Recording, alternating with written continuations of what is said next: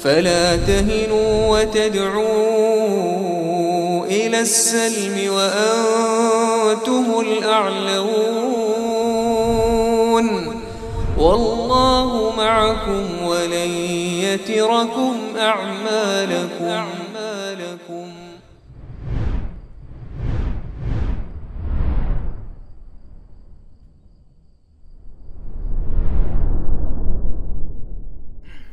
Assalamualaikum warahmatullahi wabarakatuh.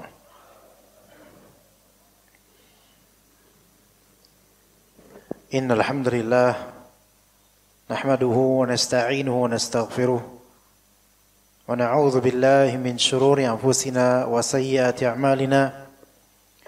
May yahdihillahu fala mudilla lahu wa may yudlil fala hadiya lahu. أشهد أن لا إله إلا الله وحده لا شريك له وأشهد أن محمدا عبده ورسوله لا نبي بعده.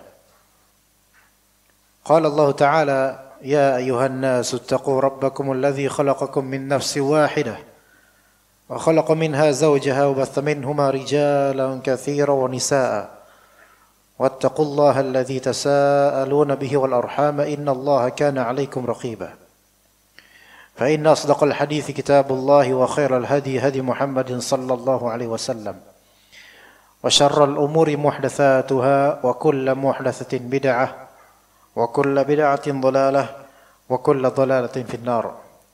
أما بعد. Marhaban bikum ayuhal ikhwah dan akhwat, selamat datang di majlis ilmu syar'i yang ini merupakan majlis kedua dari serial kajian kitab Al-Wasail Al-Mufidah Lil Hayatis Sa'idah karya Syekh Abdurrahman bin Nasir As-Sa'di rahimahullah, yang diterjemahkan menjadi 8 nasihat berharga meraih hidup bahagia. Dan kita telah melampaui sebagian kalimat atau halaman dari poin pertama, agar kita hidup berbahagia, yaitu menunaikan iman dan amal saleh. Kita sekarang ada di halaman 10 insyaallah. Dan ikhwah sekalian, kata Rabb kita Azza wa Jalla, Inna Allaha ya'murukum an tu'addul amanati ila ahliha wa idza hakamtum bainan nasi an tahkumu bil 'adl. Sesungguhnya Allah Ta'ala memerintahkan kepada kalian untuk menunaikan amanat ila ahliha, kepada sahibnya, kepada pemiliknya, kepada pemberi amanat. Dan jika kalian berhukum, maka berhukumlah dengan adil. Untuk menunaikan ayat yang tadi kami sebutkan, maka di antara bentuk menunaikan amanah dan juga bersikap adil adalah memanfaatkan kitab yang diberi walaupun secara cuma-cuma. Di antara amanatnya, manfaatkan, dibaca. Dan juga hadiri majelisnya. Karena maksud dari rekan-rekan yang mendonasikan kitab ini kepada kita semua adalah agar kitab ini dimanfaatkan, dan syukur-syukur jika sempat untuk menghadiri majelis ini. Ya, maka jika tidak ada uzur, ada waktu luang, kesehatan, maka merupakan bentuk menunaikan amanah, yaitu hadir di majelis kajian kitab ini. Begitu jemaah sekalian, maka sudah berlarut sebenarnya kebiasaan dari kita. Kebiasaan banyak dari kita. Kitab dibagi di awal kajian. Paling perdana kajian perdana kitab ini, misalnya kitab lainnya, dibagi. Itu berhamburan orang-orang untuk merebutnya. Baik, kemudian 2 pekan kemudian dilanjutkan serial kajian kitab tersebut, dan ada lagi pembagian buku yang sama. Berhamburan pula orang-orang yang merebutnya. Kita lantas berpikir, lalu orang-orang kemarin itu pada kemana? Ya, itu satu. Kemudian apakah yang ini tentu Anda tidak suudzon sama antum, bukan. Apakah yang mengambil di pekan berikutnya atau di pertemuan berikutnya itu juga orang yang sama atau tidak gitu loh, dengan yang mengambil di sesi pertama dulu.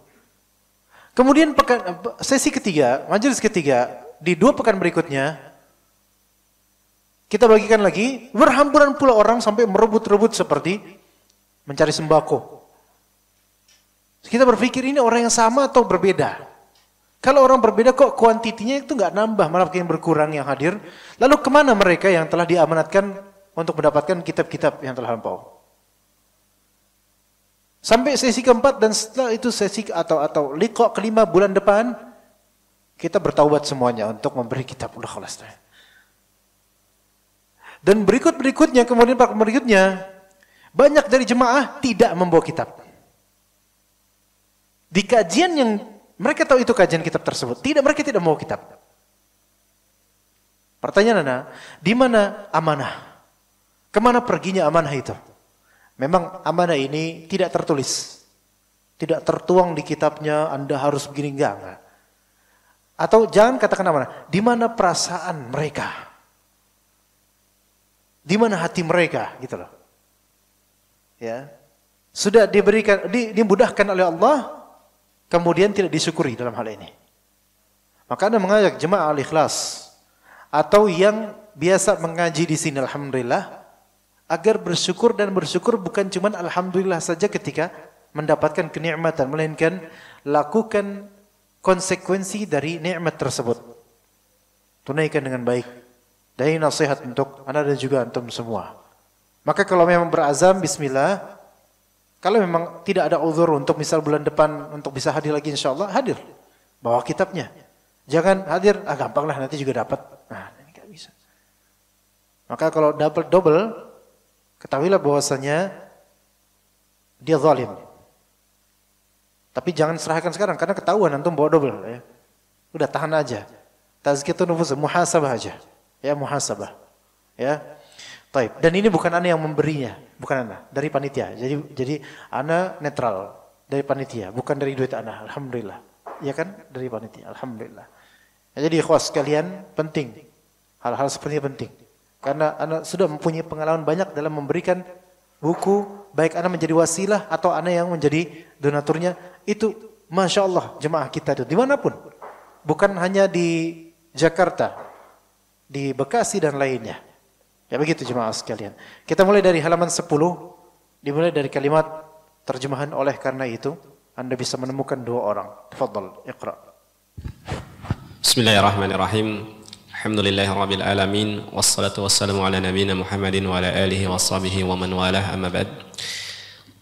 Oleh karena itu, qala al-mu'allif rahimahullah, oleh karena itu Anda bisa menemukan 2 orang yang mendapatkan ujian yang sama atau nikmat yang sama, tetapi ternyata keduanya berbeda dalam menghadapinya. Hal itu kembali kepada kualitas iman dan amal solih yang dimiliki oleh masing-masing orang. Yang satu dapat menghadapi nikmat atau musibah dengan syukur dan sabar, sehingga dia merasa senang dan sukacita.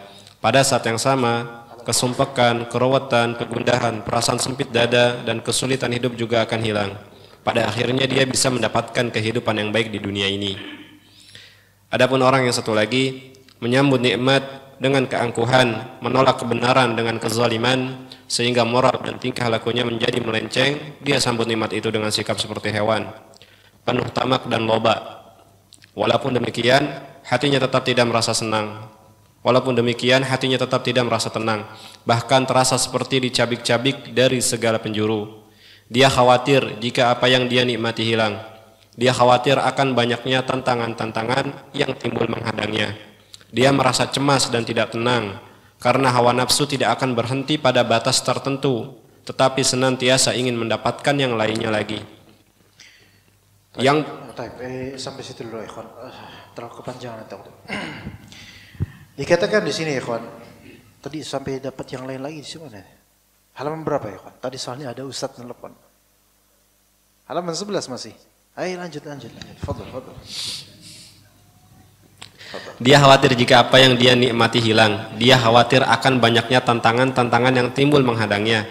Dia merasa cemas dan tidak tenang karena hawa nafsu tidak akan berhenti pada batas tertentu, tetapi senantiasa ingin mendapatkan yang lainnya lagi, yang barangkali bisa dia raih, namun bisa juga tidak. Kalau berhasil diraih, kekhawatiran-kekhawatiran yang pertama tadi, atau rasa takut hilangnya nikmat tersebut akan menghampirinya. Dia juga menyambut musibah yang menghadangnya dengan keguncangan, kegundahan, rasa takut dan jengkel. Jika sudah demikian, jangan tanyakan lagi bagaimana dia akan ditimpa kesulitan hidup, ditimpa berbagai penyakit saraf dan perasaan takut yang mengkhawatirkan. Karena saat itu dia tidak mengharapkan pahala dari Allah dan tidak pula memiliki kesabaran yang dapat menghibur dan meringankan penderitaannya. Hal di atas dapat kita saksikan sendiri secara nyata. Jika Anda merenungi kondisi orang-orang sekarang ini, Anda akan melihat bahwa ada perbedaan besar antara seorang mukmin yang bekerja dan bertindak di atas norma keimanan dengan yang tidak bersikap seperti itu. Kesimpulannya adalah bahwa agama sangat mendorong dan menganjurkan orang agar bersifat qanaah, yaitu menerima terhadap rezeki Allah Subhanahu wa taala, karunia dan kemurahannya yang beraneka ragam. Dikatakan oleh Al-Imam atau Al-Syekh Al-A'lamah rahimahullah, oleh karena itu Anda bisa menemukan dua orang yang mendapatkan ujian yang sama atau mendapatkan nikmat yang sama, tapi ternyata keduanya berbeda dalam bersikap. Itu sikap yang terwujud pada seseorang ketika dia mendapatkan musibah, ujian atau nikmat. Itu terwujud karena keluar dari apa? Seberapa kualitas iman dan amal saleh yang dia miliki. Berarti iman dan terbiasa beramal atau terbiasa meninggalkan amal itu sangat berpengaruh terhadap sikap seseorang. Sangat berpengaruh terhadap sikap seseorang ketika menghadapi sesuatu, baik nikmat maupun ujian. Bukankah kata Allah Subhanahu wa taala, "Basyiris sabirin." Berikan kabar gembira kepada orang-orang yang bersabar yang disebut oleh Allah, alladzina idza asabatuhum musibah qalu inna lillahi wa inna ilaihi raji'un. Yang mana mereka ketika ditimpa musibah mereka mengatakan inna lillahi wa inna ilaihi raji'un. Dan orang-orang yang sabar ini kenapa bisa bersikap sabar? Karena iman dan terbiasa beramal saleh. Adapun jika seseorang naqisul iman, kurang imannya, dan sering meninggalkan amalan soleh yang merupakan kewajiban atasnya, maka ketika dia menghadapi ujian, dia tidak tahan atau keluar dari lisannya kalimat-kalimat yang menunjukkan ketidaktabahan atau ketidaksabaran.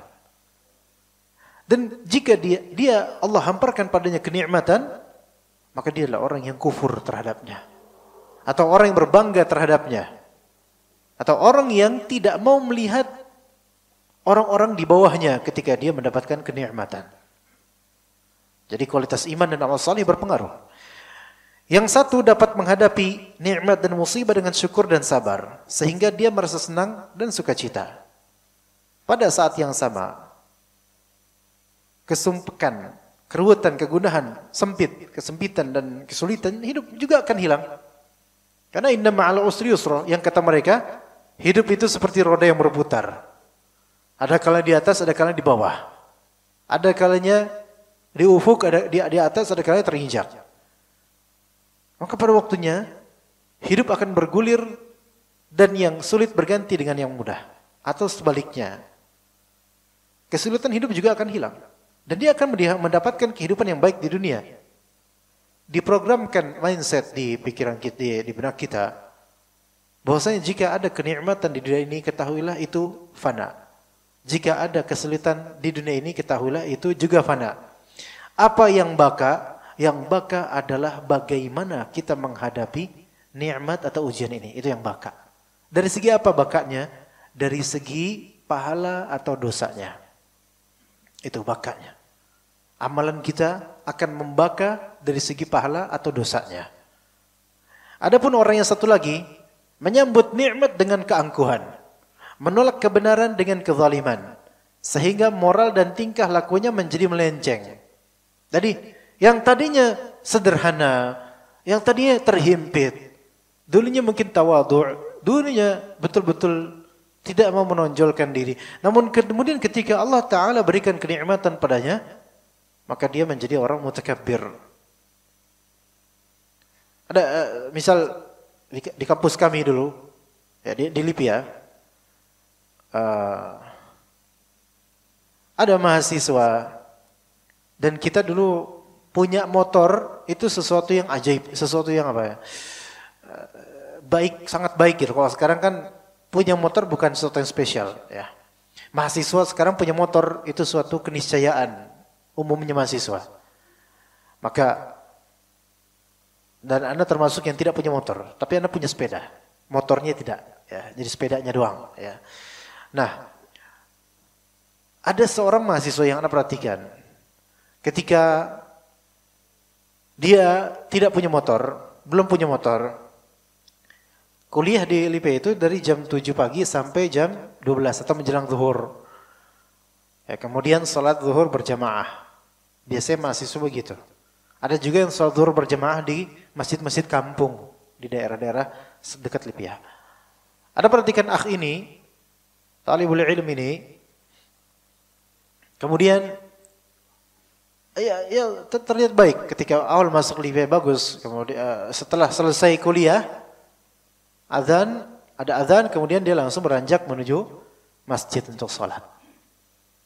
Taib. Namun karena mungkin merasa antara jarak kosannya atau rumahnya dengan kampus itu agak jauh. Sebenarnya memang namanya 8 kilo, 7 kilo lumayan. Tapi kan ada bis. Cuman tidak mau naik bis karena macet, inilah itulah, akhirnya merengek kepada orang tuanya untuk dibelikan motor. Merengek berwaktu-waktu, berzaman-zaman, akhirnya dibelikanlah motor. Betul, setelah dibelikan motor, tidak pernah lagi salat berjamaah zuhur. Melainkan salat berjamaah di rumah saja atau di kos-kosan. Lihat ini bagaimana. Yang tadinya tak berpunya itu bagus sikapnya. Tapi ketika memiliki justru menjadi buruk sikapnya terhadap Allah Subhanahu wa taala. Ada beberapa akhwat ketika masih mojang, belum menikah, sangat menjaga diri, tidak selfie, kemudian diupload di Facebook atau di media sosial. Tidak pernah melakukan itu. Tidak pernah. Dengan alasan menjaga diri. Kemudian nikah, alhamdulillah dapat jodoh. Justru setelah dapat jodoh, malah lebih sering selfie dan mengupload di berandanya, di Facebook atau semisalnya. Lihat, kadang kenikmatan itu bukannya mengubah orang untuk semakin lama bersujud, justru semakin meninggi dan lupa akan masa lalunya yang lebih soleh daripada sekarang. Kemudian ikhwan, dikatakan di sini, dia sambut nikmat itu dengan sikap seperti hewan, penuh tamak dan loba. Penuh tamak dan loba. Ada kesombongan, pengen mengatur segalanya, pengen menguasai ini itu. Kadang-kadang ini terjadi pada OKB. Apa itu OKB, ikhwan? Orang kaya baru. Iya. Orang kayaknya baru gitu ya. Walaupun demikian hatinya tetap tidak merasa tenang. Bahkan terasa seperti dicabik-cabik dari segala penjuru. Walaupun dia punya kenikmatan. Dia khawatir jika apa yang dia nikmati itu hilang. Dia khawatir dunianya hilang. Dan ternyata kalau hilang, Masya Allah. Seperti kehilangan akhirat. Dia khawatir akan banyaknya tantangan-tantangan yang timbul menghadangnya. Dia merasa cemas dan tidak tenang. Maka ikhwan, segala apapun yang baru kita miliki atau kita miliki dari hal yang baru yang justru menimbulkan ketidaktenangan, sikap buru-buru, merasa kemudian adanya kecemasan dan keinginan lebih, ketahuilah itu termasuk antum kalau misalnya seperti itu sikapnya, termasuk orang yang tidak mensyukuri nikmat atau nikmat itu seperti bala buat antum.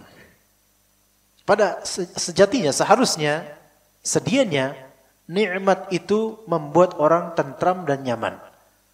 Tapi ketika nikmat tersebut membuat seseorang semakin tamak, semakin mengais-ngais dunia, semakin menjilati debu-debunya, dan semakin jauh dari agama Allah, maka ketahuilah itu bukan nikmat yang baik buat dia, melainkan itu mungkin istidraj buat dia. Yang pada waktunya nikmat itu akan dicabut di waktu dia sedang terlalu dalam dan serius mengejarnya.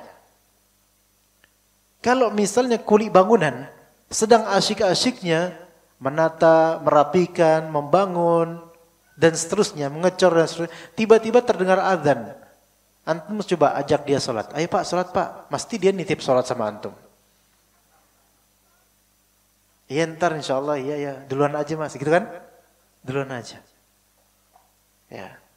Kalau ternyata tukang bangunan ini adalah memang bawahan antum dan sungkan sama antum dan selalu nurut sama antum, tapi pas lagi asik-asiknya ini ada azan, beralasan dia, aduh Pak maaf Pak, kagok kalau misalnya ini diputusin, ya enggak, bener enggak? Memang bener sih, karena lagi enak-enak ngukur, udah bagus gini, diputus kemudian, itu kan berarti kan butuh suasana baru lagi gitu loh. Dan memang wajar. Ketahuilah bahwasanya kenikmatan yang dicabut ketika kita sedang sangat-sangat menikmatinya dan lupa akan akhirat, itu sakitnya itu jauh lebih dahsyat daripada itu tentunya. Orang lagi betul-betul ngejar dunia banget itu, lagi nikmatnya dia di puncak dunia, tiba-tiba Allah matikan atau Allah hancurkan segera kekuasaannya, hartanya, maka sakitnya itu luar biasa. Itu yang disebut istidraj. Oleh karena itu orang-orang seperti itu sebenarnya kekhawatirannya lebih dibandingkan orang-orang yang ikhlas dan bagus dalam memanage kenikmatan. Kekhawatirannya lebih. Sebagaimana orang-orang ahli dunia, abna'ud dunia, itu mereka khawatir akan kehilangan dunia mereka. Tangisan-tangisan mereka bukan karena khawatir azab di akhirat dan bukan karena harapan akan keselamatan. Tapi kekhawatiran mereka hanyalah mentok di debu-debu dunia yang fana. Dia merasa cemas dan tidak tenang. Karena hawa nafsu tidak akan berhenti pada batas tertentu, tetapi senantiasa ingin mendapatkan yang lainnya lagi, yang barangkali bisa dia raih, namun bisa juga tidak. Karena hawa nafsu tidak akan berhenti pada batas tertentu, tapi senantiasa ingin mendapatkan yang lainnya lagi, yang barangkali bisa dia raih, namun bisa juga tidak dia raih. Namun kalimat ini sahih, hanya saja dikontekskan dengan konteks yang benar, dengan pemahaman dan mindset yang benar. Hawa nafsu tidak akan berhenti. Ya, hawa nafsu tidak akan berhenti pada batas tertentu. Dia akan selalu berinovasi dan menginginkan yang lebih, nambah. Yang belum tentu juga didapat, bisa juga didapat, tapi belum tentu baik buat dia. Maka hawa nafsu ini apakah tercela atau tidak? Nafs ada 3 macam. Nafs jiwa ada 3 macam. Ya, hawa nafsu. Apa artinya hawa nafsu? Hawa kecondongan. Nafsu jiwa, diri. Maka hawa nafsu maknanya adalah kecondongan hati, kecondongan diri. Itu maknanya secara bahasa. Namun nafs ada 3 macam. Ada nafs mutmainnah, yaitu jiwa yang tenang. Kemudian ada nafs lawamah, jiwa yang mencela dirinya sendiri. Dan ada nafs al-ammarah bisu, yaitu jiwa yang senantiasa menjurus kepada keburukan. Nah, hawa nafsu itu seringkali ke yang ini, ammarah bisu. Gitu kan? Nah, seringkali juga hawa nafsu disamakan dengan syahwat. Karena syahwat itu adalah keinginan. Keinginan jiwa untuk meraih sesuatu itu syahwat. Dan ketahuilah, syahwat, keinginan jiwa, syahwat itu tidak serta-merta baik atau buruk secara zat. Syahwat itu tidak baik atau buruk secara zat. Syahwat itu harus ada pada manusia dan binatang. Adapun malaikat, mereka tidak memiliki syahwat. Tanpa syahwat, maka manusia dan binatang tidak akan qaim dengan kehidupannya, tidak akan bisa merealisasikan hidupnya. Maka syahwat ini merupakan modal.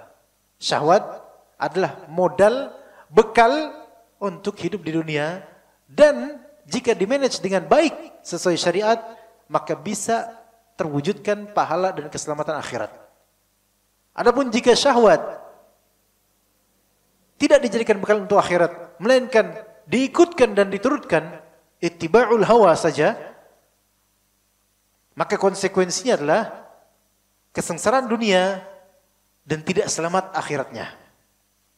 Jadi syahwat ini adalah modal fitrah, tabiat manusia yang Allah Ta'ala berikan padanya, yang tidak tercela secara zat dan tidak terpuji secara zat. Lalu bagaimana mencela dan memujinya? Yaitu di manajemennya. Kalau dimanage dengan syariah, maka syahwat ini bisa menjadi bekal yang besar untuk menjalani kehidupan yang baik di dunia dan juga di akhirat.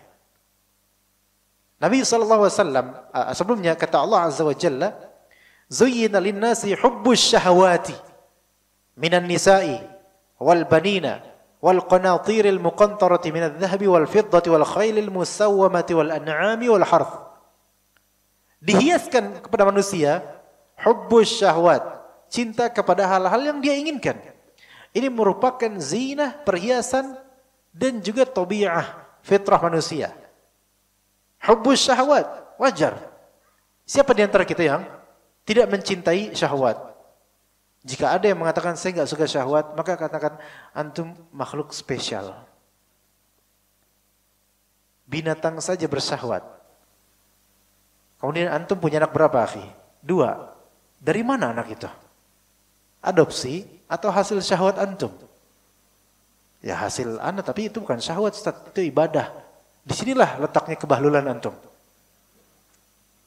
Ya, antum di sini bukan antum jemaah, bukan. Tuh antum di sana jauh ya.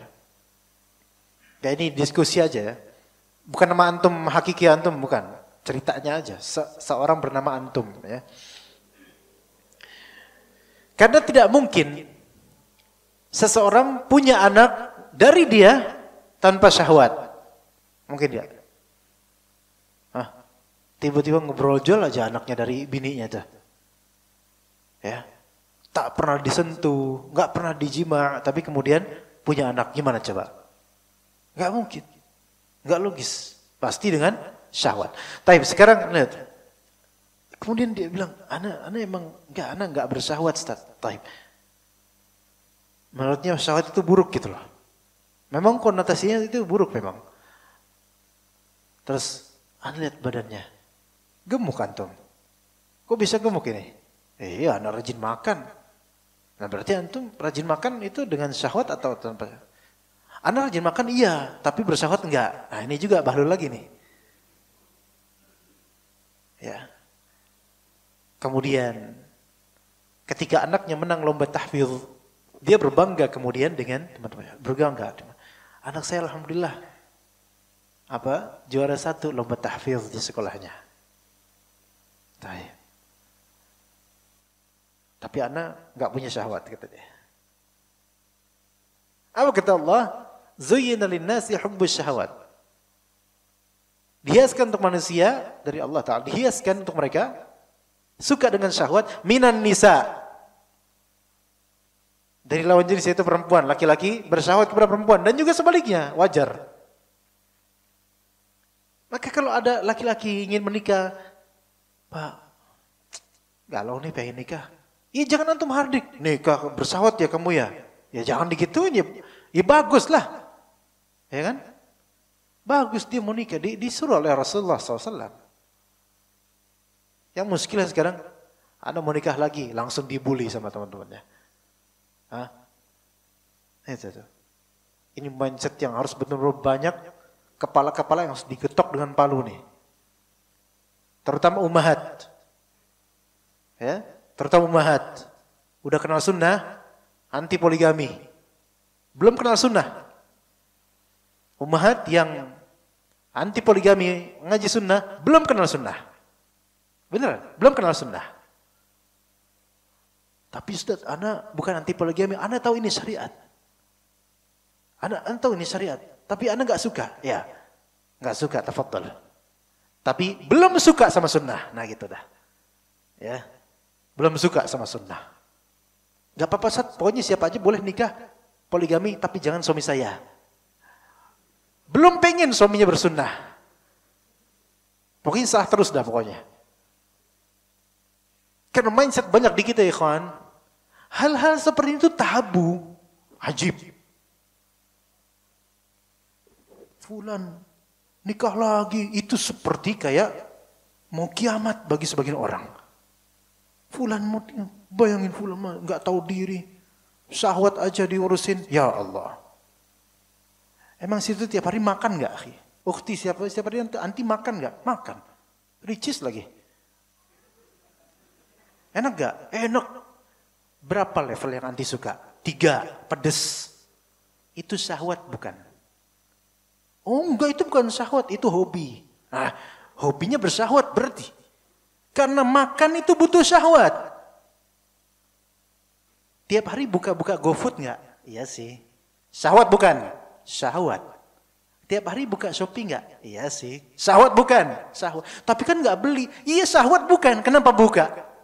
Minimal masukin apa namanya itu? Keranjang. Walaupun itu cita-cita aja. Iya kan umahat kan? Syahwat bukan itu? Syahwat. Apa kata Allah?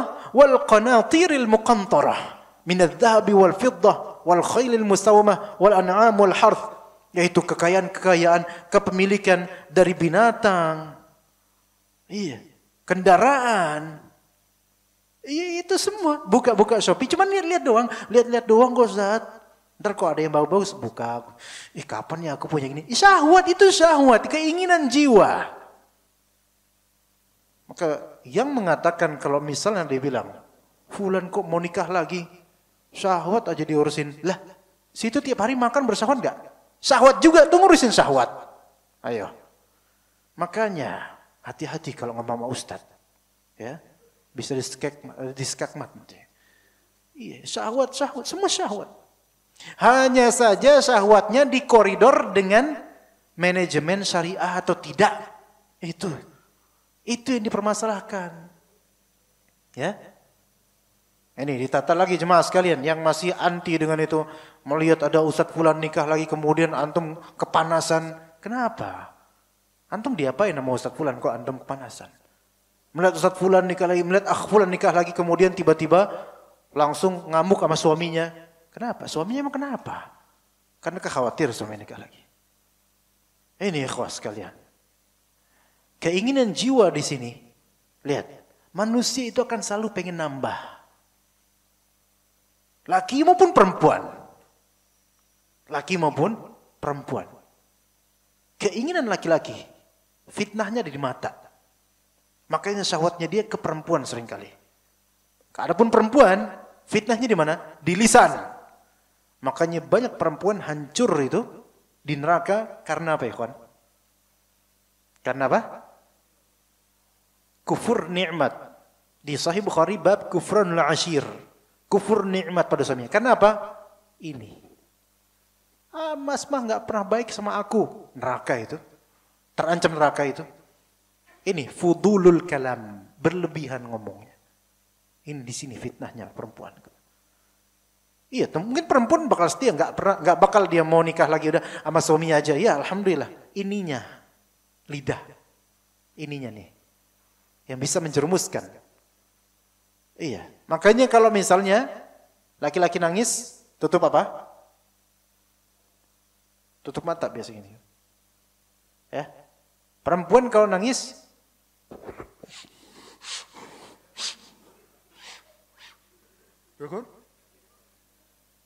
ya, nggak ada, jarang yang kalau misalnya karena kebanyakan jeleknya laki-laki di pandangan. Jeleknya perempuan di mana? Lisan. Terus gimana Ustaz kalau misalnya nangisnya? Wah, itu jelek semuanya tuh. Enggak, itu ngasal, itu kaidah yang cocokologi ya. Tapi sepertinya benar ya. Lihat hawa nafsu tidak akan berhenti pada batas tertentu. Pengen lagi, pengen meraih lagi. Bisa gagal, bisa berhasil. Yang ditanyakan di sini adalah bukan kenapa kok kamu bersahwat, bukan itu. Yang ditanyakan manajemennya sesuai syariah atau tidak. Gitu loh. Dengan ilmu atau tidak, itu yang dipertanyakan. Ya. Kalau berhasil diraih, kekhawatiran yang pertama tadi yaitu rasa takut kehilangan nikmat tersebut akan menghampirinya. Dia juga menyambut musibah yang menghadangnya dengan keguncangan, kegundahan, rasa takut dan jengkel. Jika sudah demikian, jangan tanyakan lagi bagaimana dia akan ditimpa kesulitan hidup. Ditimpa berbagai penyakit saraf dan perasaan takut yang mengkhawatirkan. Karena saat itu dia tidak mengharapkan pahala dari Allah dan tidak pula memiliki kesabaran yang dapat menghibur dan meringankan penderitaannya. Makanya hidup yang enak itu kerap kali membuat kita lupa akan masa lampau dan tidak nyamannya hidup selain kita. Kalau di rumah kita ada AC di kamar, coba bayangkan. Satu malam aja dah AC antum mati. Tiap malam kalau tidur pakai AC. Iya, enak nih kayak gini nih. Langsung ke ustadznya nih AC-nya nih. Ya, langsung pulang-pulang nih masuk angin ini. Tapi kok dimatiin, salah juga. Ya kan? Nah kalau misalnya kita di rumah, kamar ada AC. Alhamdulillah tidur enak, nyaman, ngorok, Masya Allah. Ya. Coba semalam aja dah. AC-nya mati, rusak. Wah itu, gak enak banget rasanya. Gak enak. Itulah, padahal dulunya, waktu masih bujang, mungkin nggak pernah kepikiran bakal tidur di kamar yang ada AC-nya. Dan tahan, keringetan biasa. Tapi ketika sudah Allah biasakan dengan kenikmatan, downgrade lagi kenikmatan tersebut, nggak tahan dia. Nggak tahan. Dulu ikhwan pengajian, rela datang jauh. Dan tidak naik motor pribadi, tidak naik mobil pribadi. Melainkan naik angkutan umum. Macet. Jalan kaki. Sekarang coba, siapa di antara kita yang rela? Udah biasa naik motor ke kajian, sekarang naik angkutan umum. Dan mogot lagi. Iya. Gimana? Udah gitu turunnya di sana, dan mogot jalan kaki kemari. Ayo. Nggak ada kan? Nggak ada. Karena udah terlanjur enak. Itu kita tuh. Ya. Makanya bersyukur enggak ya kita ini sebenarnya? Hal di atas dapat kita saksikan secara nyata. Jika Anda merenungi kondisi orang-orang sekarang ini, Anda akan melihat bahwa ada perbedaan besar antara seorang mukmin yang bekerja dan bertindak di atas norma keimanan dengan yang tidak bersikap seperti itu. Kesimpulannya adalah, intinya agama sangat mendorong dan menganjurkan orang agar bersifat qanaah terhadap rezeki Allah. Qanaah itu adalah ar-ridha biqismatillahi lah. Yaitu qanaah adalah ridha terhadap pembagian Allah buat dia. Ya. Ridha terhadap pembagian Allah buat dia. Baik. Berarti kalau emang kita ridha terhadap pembagian Allah, berarti kita enggak boleh meminta dong tambahan. Enggak, bukan gitu secara memahaminya. Hati-hati di sini.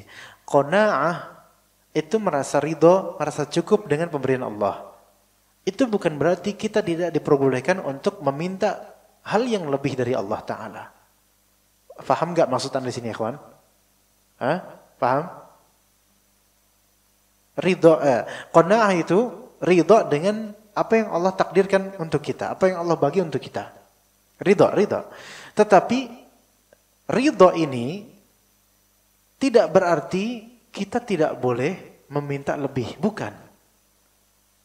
meminta lebih dari keutamaan Allah itu ada dua macam.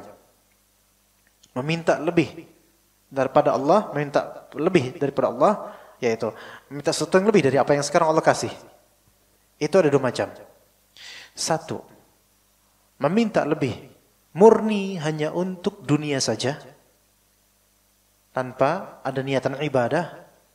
Dan yang kedua, meminta lebih bukan untuk dunia saja, melainkan untuk kebaikan dunianya dan juga pijakan untuk kebaikan akhiratnya.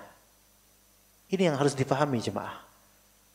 Karena sebagian dari kita, bukan banyak insyaallah, sebagian dari kita memahami qanaah itu ya udah antum enggak usah minta lagi.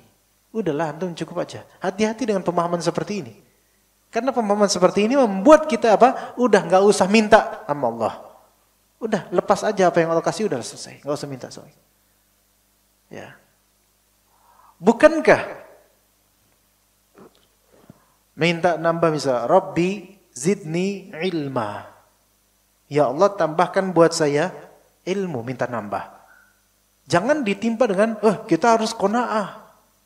Ilmu itu kalau udah Allah kasih ya udah qanaah segitu aja, jangan minta tambah. Emang situ udah bisa ngamalin? Nah, enggak bisa. Doanya Rasul kayak gitu. Rabbi zidni ilma. Iya. Kemudian kalau pagi-pagi kita bilang apa? Allahumma inni as'aluka ilman nafi'a wa rizqan thayyiban wa 'amalan mutaqabbala.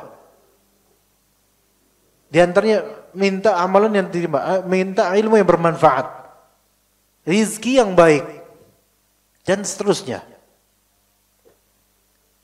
Karena ada orang bertanya kepada anak, kapan gitu suatu ketika, Ustaz, apakah orang yang minta kenaikan gaji itu berarti tidak qanaah, Ustaz? Nah, ini. Orang yang minta kenaikan gaji, apakah berarti kita tidak qanaah, Ustaz? Nah, terus ada juga yang tanya, Ustaz, gimana kalau misalnya seseorang kerja di perusahaan A, terus dia melihat perusahaan B itu lebih besar gajinya, maka dia tuh pengen kemudian resign dari perusahaan A menuju perusahaan B. Apakah ini qanaah atau bukan, Ustaz? Karena dia melihat gaji lebih besar. Paham nggak maksudnya di sini? Orang yang tidak memahami qanaah dan konsekuensinya, itu akan melihat, nggak boleh kayak gitu. Udahlah, kalau emang udah Allah kasih di situ, udah di situ aja terus. Nggak usah dia minta kenaikan gaji lah, resign kemudian pindah perusahaan supaya dapat gaji lebih lah dan seterusnya. Nggak usah, udahlah dia pasrah aja dengan apa yang Allah kasih. Udah dia ridho aja. Ikhwan, ridho dengan apa yang Allah beri pada kita sekarang tidak melazimkan haramnya atau terlarangnya minta lebih pada Allah Subhanahu wa taala. Iya. Gitu. Enggak melazimkan. Antum faddal, antum kalau minta sesuatu, ingin sesuatu faddal. Karena fadlullah itu wasi'. Keutamaan Allah itu wallahu wasi'un alim. Allah itu maha luas. Allah tidak akan terugikan dengan permintaan antum. Selama dari dua jenis permintaan lebih tadi, yang antum minta itu tujuannya untuk maslahat duniawi dan pijakan sebagai pijakan untuk kebaikan akhirat. Faddal, tafaddal. Ya.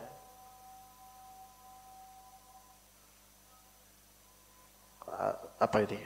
Azan. 2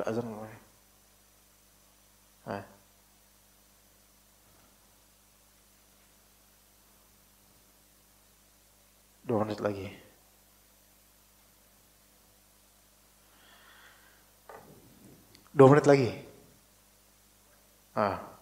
Jadi seperti itu ikhwan, qanaah, ridha terhadap pembagian Allah, karunia-Nya Allah, kemurahan dari Allah yang ada pada kita sekarang. Itu bukan berarti mengharamkan atau melarang kita untuk meminta lebih dari Allah. Ya. Karena kadang-kadang ada darurat juga untuk meminta lebih. Yaitu ternyata belum cukup. Atau ternyata memang ada keinginannya untuk lebih. Dan ternyata keinginan itu juga baik untuk akhiratnya. Tafaddal. Ya. Karena kalau qanaah itu artinya qanaah itu harus miskin. Kayak zuhud itu harus miskin, salah. Qanaah adalah ridho terhadap apa yang Allah kasih. Tapi juga boleh dia meminta lebih. Dari siapa? dari Allah. Adapun kalau dia minta lebihnya dari manusia, berharap pada manusia, maka ini namanya tamak. Ini baru tamak. Bedakan antara qanaah tapi masih meminta kepada Allah dengan tamak. Tamak itu serakah. Nah, keserakahan hamba yang meminta pada Allah untuk akhiratnya, walaupun yang diminta materi duniawi, tapi untuk maslahat akhirat, untuk kebaikan dirinya dan dunia dan akhirat, maka itu bukan tamak. Ya. Ini sebenarnya udah azan belum? Ayo, fadhal. Ya, azan. Kita berarti habis Isya berarti ya. Habis ba'da Isya kita lanjutkan insyaallah taala. Sallallahu alaihi wasallam. Bismillahirrahmanirrahim. Alhamdulillah wassalatu wassalamu ala Rasulillah amma ba'd. Ada sedikit ikhwan cerita kecil di perjalanan anak ke masjid ini.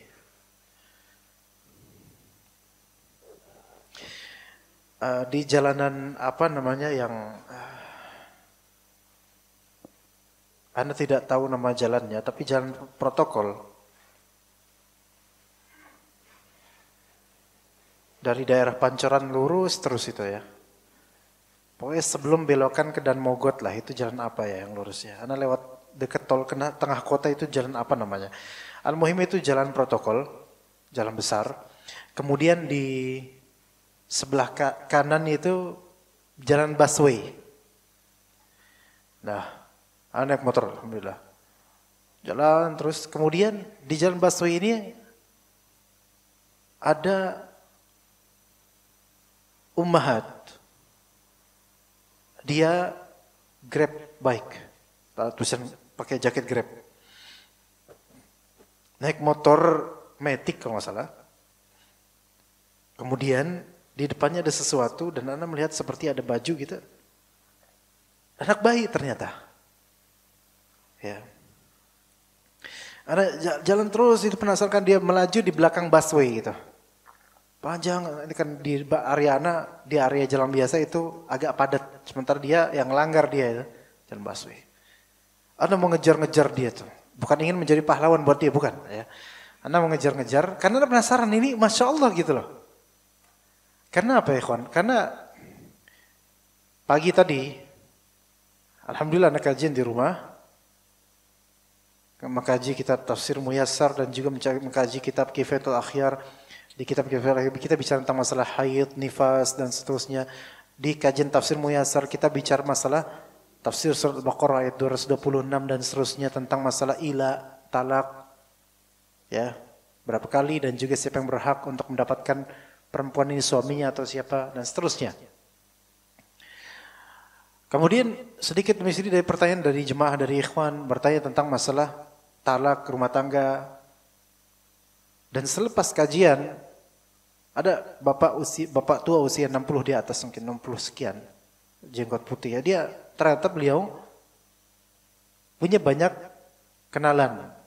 Orang-orang yang beliau kenal, janda, qadarullah wafat suaminya, ada yang cerai dan seterusnya. Dan menceritakan tentang nasib-nasib mereka dengan anak-anak mereka. Ada yang tadinya tidak mau menikah lagi dengan alasan ini itu, kemudian tapi ketika anaknya sudah mulai besar, baru dia merasakan getirnya hidup menjadi penopang hidup sendiri tanpa suami.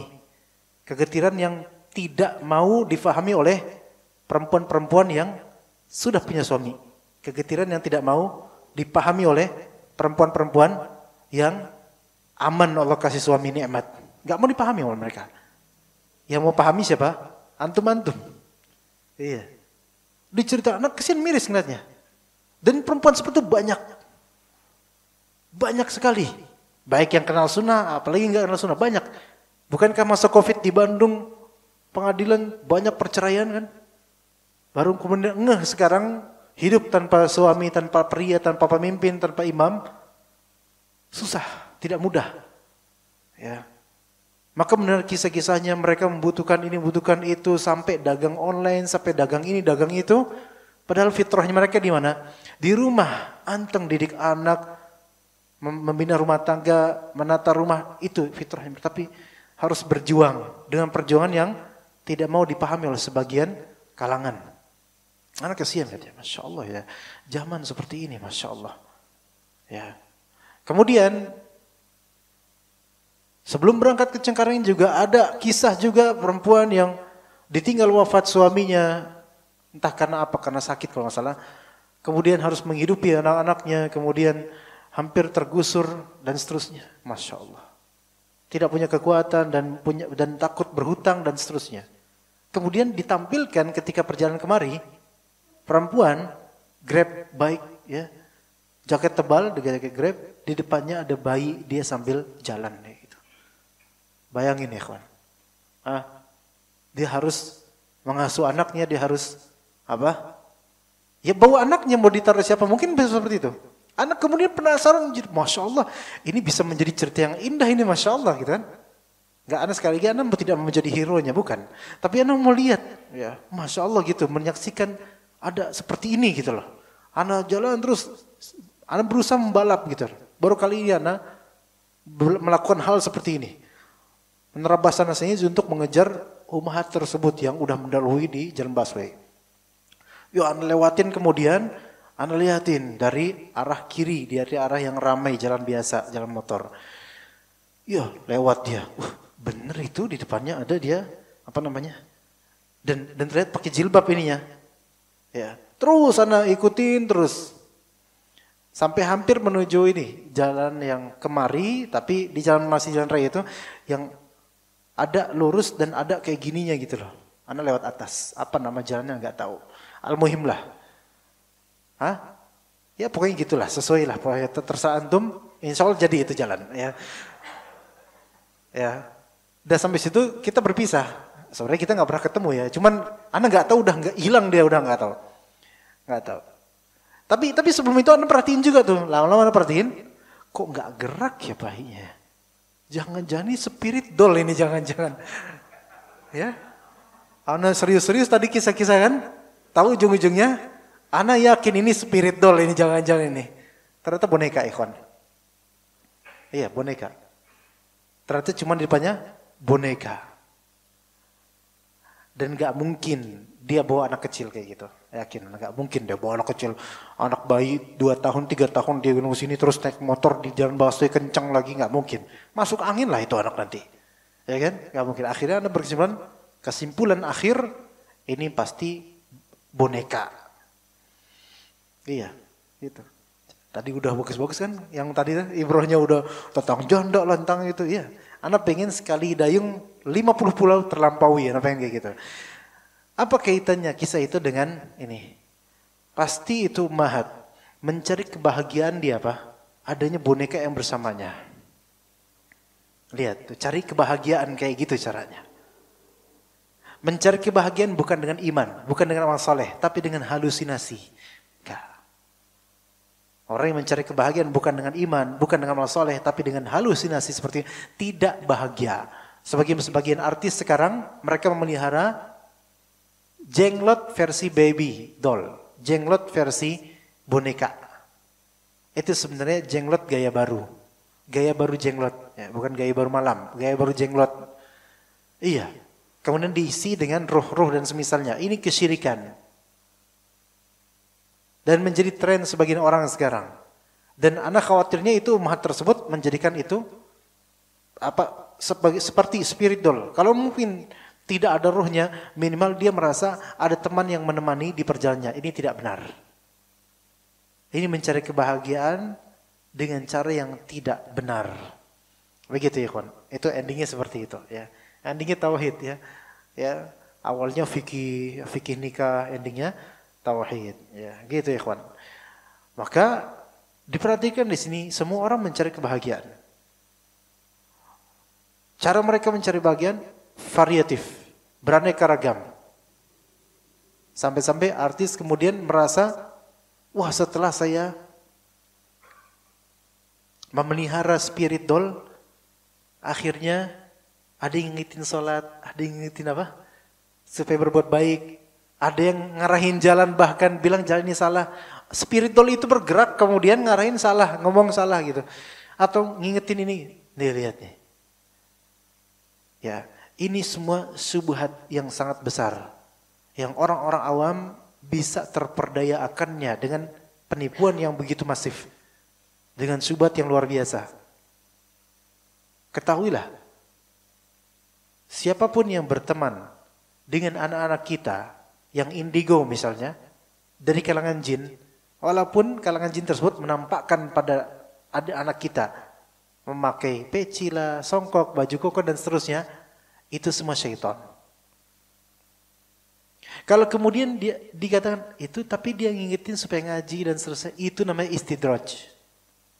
Itu langkah-langkah tipuan mereka. Benar, anak yakin itu langkah tipuan. Awal-awalnya setan tuh dia langsung bikin, ayo nyembah setan, ayo enggak. Tapi khutuwati syaitan. Step-stepnya dulu di situ. Diingetin. Baik, soalnya baik kayak gitu baik. Tapi lama-lama apa?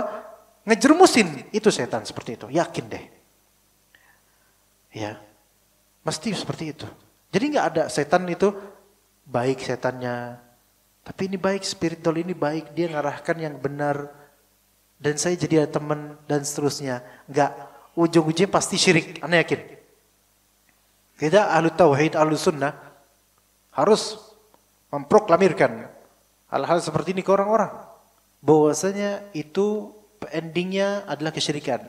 Terus mungkin kita dibantah, ikhwan. Antum itu suuzon aja. Lah. Ya suuzon lah. Sama setan kok husnuzon. Ya mas setan ya suuzon lah.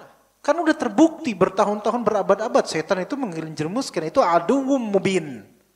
Kenapa Allah bilang aduwwum mubin? Musuh yang nyata. Nyatanya permusuhan setan itu bukan di penampakan. Karena setan rata-rata nggak mau nampakin diri. Tapi nyatanya permusuhan setan itu di mana? Dibisikan dan langkah-langkahnya. Maka Allah bilang wala tattabi'u khutuwati syaitan. Dimulai dari spirit doll itu diantaranya itu. Setan-setan bergerilya mereka. Ya kemudian bergerak, kemudian menemani, kemudian mengarahkan, bahkan jalan diarahkan. Dan ternyata benar. Ini bahaya banget ini. Bahaya banget. Makanya ustadz-ustadz ini hendaknya memperingatkan kaum muslimin terutama di khutbah Jumat. Karena kalau di kajian sini rata-rata yang hadir udah kenal sunnah, udah ngerti. Tapi di khutbah Jumat banyak yang mungkin insya Allah belum ngerti. Dipahami baik-baik hal seperti ini. Ya.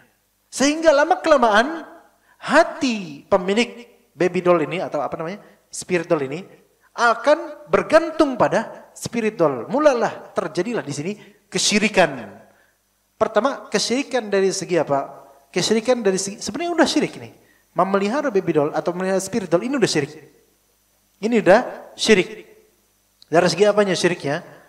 Itu kesyirikan dari segi menganggap kekuatan masuk ke dalam ke dalam boneka ini.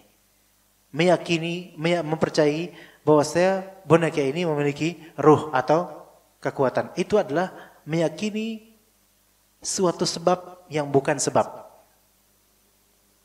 Bukan sebab. Dan itu meyakini sesuatu yang khayalan. Walaupun itu terjadi.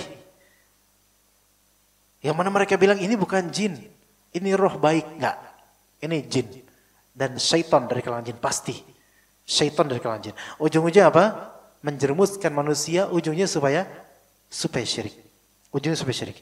Dia nanti bergantung pada boneka tersebut. Mulai hati itu bergantung padanya. Akhirnya mulai bertanya tentang banyak hal terhadap boneka tersebut. Bertanya banyak hal. Bisa bertanya ini, bertanya di mana barang hilang, ya, bertanya jalan yang benar yang mana. Ketika hati itu sudah mulai melunak kepadanya, maka mulai tumbuh lama-lama ubudiyah, penghambaan. Di antara bentuk penghambaan tahapnya adalah hati bergantung padanya. Kemana ingat spirit doll. Ini ingat ada kesusahan, keresahan, bukannya ke Allah malah ke spirit doll. Sayang, tolong dong. Ayo bergerak dong. Aku lagi susah nih. Pengen curhat sama kamu. Jinnya lagi sibuk di spirit doll yang lain misalnya. Kata dia, afwan bentar dulu akhi ya, nah lagi. Ya. Itu bahaya nih. Mudah-mudahan ini cuman apa namanya monkey selling apa namanya. Sementara aja mudah-mudahan. Tapi kalau misalnya bisa merebak dan dicontoh menjadi contoh dari artis-artis yang semoga lebih dari ini, ya na'udzubillah, ingatkan orang-orang ikhwan. Udah mulai banyak. Bukan IG. Tapi YM nggak ikut kan? YM nggak ikut kan? Yahoo Messenger maksudnya. Nah itu hati-hati. Insya Allah kalau misalnya ikhwan yang udah ngaji, udah kenal sunnah, insya Allah nggak bakal kayak gitu mah. Nggak bakal.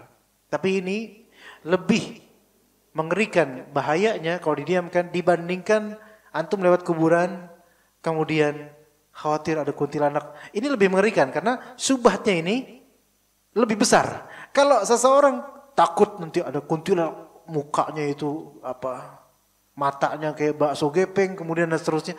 Terus, wah ngeri. Takut karena jelek gitu wajahnya.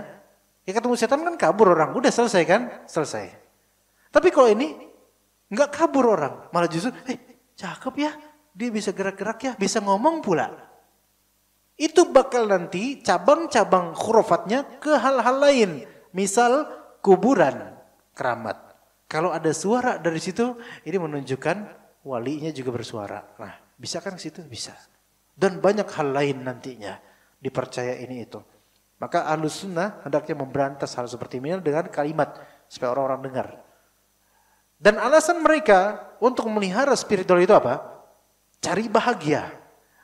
Sementara pelajaran kita cari bahagia yang pertama adalah iman dan amal soleh. Ketahuilah, memelihara spiritual ini bukan cari bahagia, tapi cari sengsara dunia akhirat dengan cara melawan iman, kufur, lama-lama syirik, dan tidak beramal soleh karena tidak ada amalan soleh dengan spiritual. Nggak ada amalan soleh dengan spiritual. Tapi kalau mereka beralasan, enggak kok ini spiritual saya, ini mengajak amal soleh, diingetin buat sholat, diingetin buat zakat. Mungkin nggak setan ngingetin zakat? Diingetin buat puasa, diingetin buat haji, diingetin tentang riba dan seterusnya. Masya Allah.